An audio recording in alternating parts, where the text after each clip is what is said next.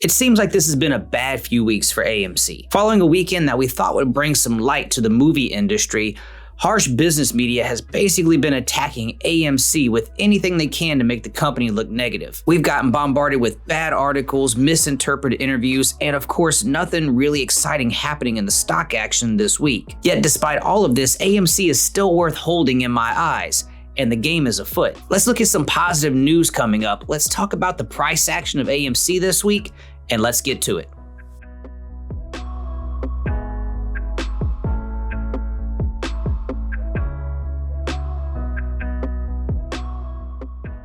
What's up YouTube, James from Thursday Media here, and in this video we are breaking that fear, uncertainty, and doubt as we continue to hold on to our shares of AMC this weekend. AMC came off of a great box office weekend with movies being projected to be rebounding in 2021 and into 2022. Yet we saw a campaign of negative news regarding the stock, the CEO's words getting twisted like tea, and a lack of significant volume in the stock all week. So what do we have to look forward to? One thing that we always have to look forward to is hitting the like button so that YouTube knows that we're still in the game. I think one of the first things that we need to do is clear up all of the FUD news that came out this week. An interview with the CEO of AMC, Adam Aron, where he openly lauded and thanked the retail investing community, was taken wildly out of context, where he mentioned currently asking for investors to vote yes on making 500 million new shares available. The news media presented it as a done deal, and it's a shadow that's hung over the entire week. But I get the feeling that most retail investors have actually voted no.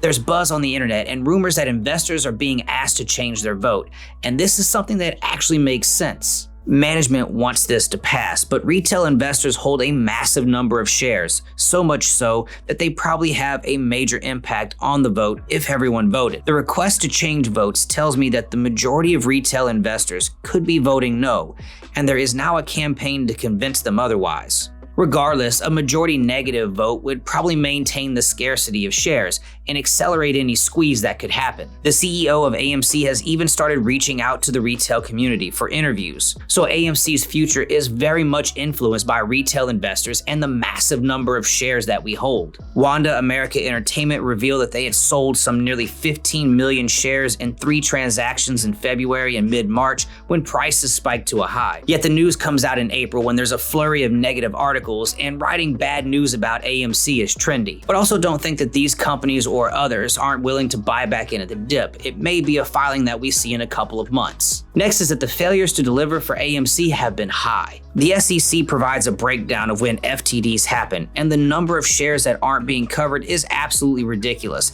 in comparison to its history. I learned about this nice little chart provided on the SEC website, and you can easily compare companies and see their patterns when it comes to FTDs. AMC stock hasn't had an issue with FTDs until recently, which means institutions are getting stuck with unexpected orders. The play was and always has been to put AMC out of business.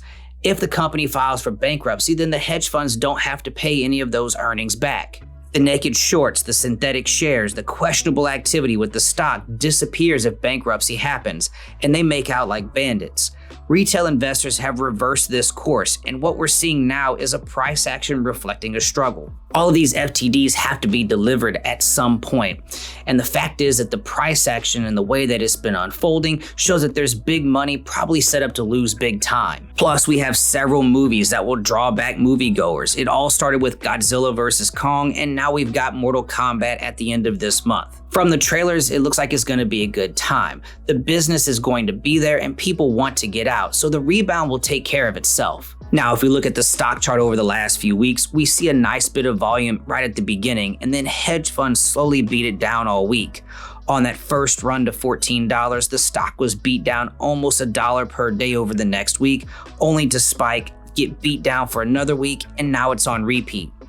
What's nice to see is that the bottom per week is actually getting higher, meaning that the buy wall is getting larger and the stock is very comfortable at these levels with very low volume. AMC's stock price has found a lot of comfort around $9.50 to $10, and one strong day of volume will probably push it to a higher level of support. The broader market has been on a small rebound this week, so there's plenty of money playing elsewhere. Just be patient, maybe enjoy a movie or a game this weekend, and keep holding those shares. Our day may come sooner than we think. With a limited amount of volume over the last few weeks, but with utilization over 90%, now is definitely not the time to freak out. DTC005 is still awaiting approval to prevent synthetic shares from being misused during options. This might be approved soon by the SEC. Not to mention, there's several other proposals out there awaiting approval that structure things in a way that's almost like they're preparing for a massive squeeze. I fully believe that this squeeze could happen, and as I've said, I'd like it even more if this was a steady rise to the moon instead of a hard spike. But as always, I am not a financial advisor. I'm just a regular guy with a regular job, just trying to relax and ignore the FUD. So make sure that you do your own research and that you make financial choices that you're comfortable with. If you're interested in getting started with investing, I'll leave you some links down in the description below that'll help get you going. Some of these are even offering free stocks when you sign up and make your first deposit. If you like this video and you want more like it, make sure that you subscribe to the channel. I post every Thursday and Sunday unless I throw in a bonus. Keep holding, stay patient, and as always, thanks so much for being here, and I'll see you in the next one.